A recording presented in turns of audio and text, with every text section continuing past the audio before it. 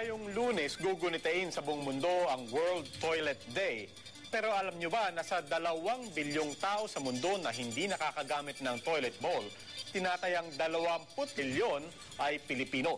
Madalas daw na yan ang sanhi ng iba't ibang sakit na nauuwi pa sa kamatayan. Kaya ang Department of Health kinakalampag na ang mga lokal na pamahalaan. 5 taon nang nakatirik ang barong-barong ng pamilya Cruz sa Center Island na ito sa Nia Road sa Quezon City. Ang maliit na espasyong ito ang nagsisilbing sala, kusina at tulugan ng pamilya ni Rhea. Ang kanilang paliguan at palikuran. Sa plywood na ito sa tabi ng kalsada matatagpuan. Ang kanilang kubeta, ang mismong kalsada. Siyempre nahihiya po kasi siyempre maraming taong dumadaan, iba-ibang tao. Kaya po minsan ginagawa namin yung plywood na tinatakip namin, yung malaki para hindi din kami talaga makita. Kumpara kina Rhea, maswerte pa si May dahil ang kanilang pamilya may nagagamit pang maliit na balde na binalutan ng plastic. Yun nga lang, pagkatapos nilang magbawas, diretso sa drainage ang kanilang dumi. Minsan, siyempre, lilinisin mo rin naman kung ano yung dapat. Ilan lamang si Rhea sa mahigit 5 milyong pamilya sa Pilipinas na walang maayos at malinis na palikuran. Aabot naman sa 2 bilyong tao ang walang matinong palikuran sa buong mundo. Sa Lunes, gugunitain ang World Toilet Day kaya ang Department of Health may paalala sa mga lokal na pamahalaan. Dapat hindi maayos ang yung local health, no? In terms of yung sanitary toilet, yan lahat are all responsibilities of the local government. Ang national government ay tumutulong lamang. Madaling kapitan ng mga sakit tulad ng diarrhea, gastroenteritis, skin disease at hepatitis ang mga taong walang proper hygiene. Ang mga taong walang palikuran tulad nila Rhea at May, nasa namimiligro raw dapuan ng mga sakit na yan. Gerard Garcia, News 5.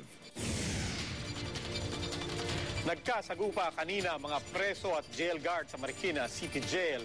Para sa update, may live report si Jeff Caparas. Jeff?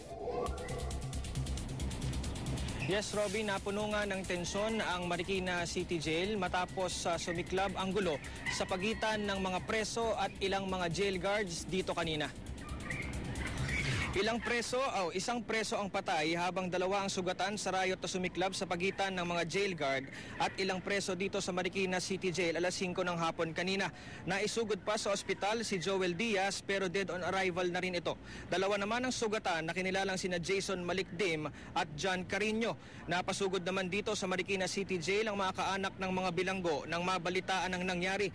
Ayon kay Colonel Gabriel Lopez, pinagbabato ng mga preso ang mga jail guard gamit ang mga durog na hollow blocks mula sa ginagawang banyo at maging ang mga fluorescent lamp. Kwento naman ng ilang mga dalaw, nagalit raw ang mga inmates sa pambabastos ng ilang jail guards sa isang dalaw. Pinaguhubot-hubot daw kasi ang mga ito ang dalaw sa inspeksyon at tinitignan pati ang kanyang sanitary napkin.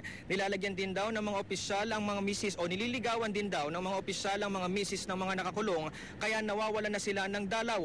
Tikom pa ang BJMP sa pangyayari pero na-relieve na raw ang jail warden ng Marikina City Jail na si Jail Senior Inspector Nicanor T. Ambahan. Robby, samantala iniimbestigahan naman ng Marikina Police ang pagkamatay ng isang inmate dahil supposedly dapat ay rubber bullets lamang ang ipinutok nitong mga jail guards. Bukas naman ay magkakaroon ng negosasyon sa pagitan ng mga opisyal ng BJMP, opisyal ng mga preso at maging ng lokal na pamahalaan ng Marikina. Robby? Maraming salamat, Jeff Caparas.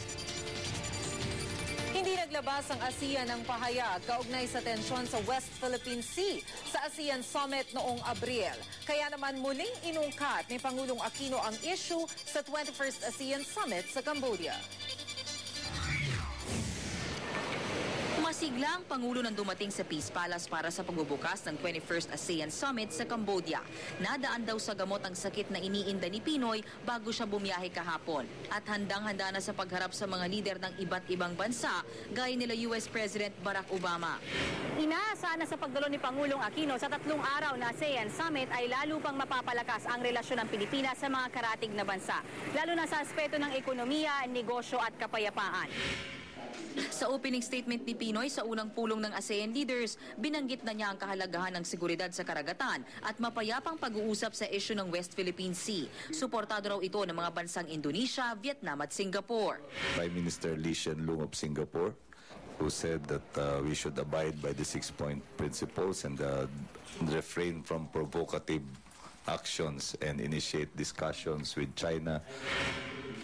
Sa nakaraang summit noong Abril, bigong maglabas ang ASEAN ng statement sa isyu ng agawan ng teritoryo na naging dahilan ng napaulat na tensyon ng Pilipinas at Cambodia. Pero sa ngayon, desidido raw ang lahat ng miyembro na maayos ang anumang naging gusot.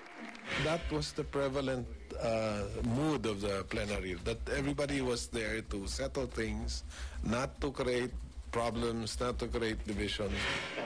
Isa sa mga sa summit na ito ay kung makakatulong ba ang pagdating ni US President Obama para magkaroon ng malinaw na pahayag ang ASEAN sa diskusyon sa West Philippine Sea. That's part of the telenovela. Let's wait. Abangan na lang po natin kung anong ano. No, I think President Obama's coming over for this forum is a very strong signal of sorts, no, about what he wants to say. Pero si Pinoy, hinding-hindi raw isusuko ang karapatan sa West Philippine Sea. Mayan Los Baños, News 5, Phnom Penh, Cambodia. Narito naman ang mga balita abroad. Umakyat na sa higit 50 ang patay sa gulo ng Israel at grupong Hamas sa Palestine. Kanina lang 2 opisina ng media ang pinasabog, 6 dito ang nasugatan at isa pa ang naputulan ng binti. Tinarget din ng rocket ng Israel ang headquarters ng grupong Hamas. Sapul naman sa video ang habulan ng mga pulis at isa umanong carnapper. Kumarurot sa kalye ng Miami ang 2 kotse pero na-corner din ang suspect.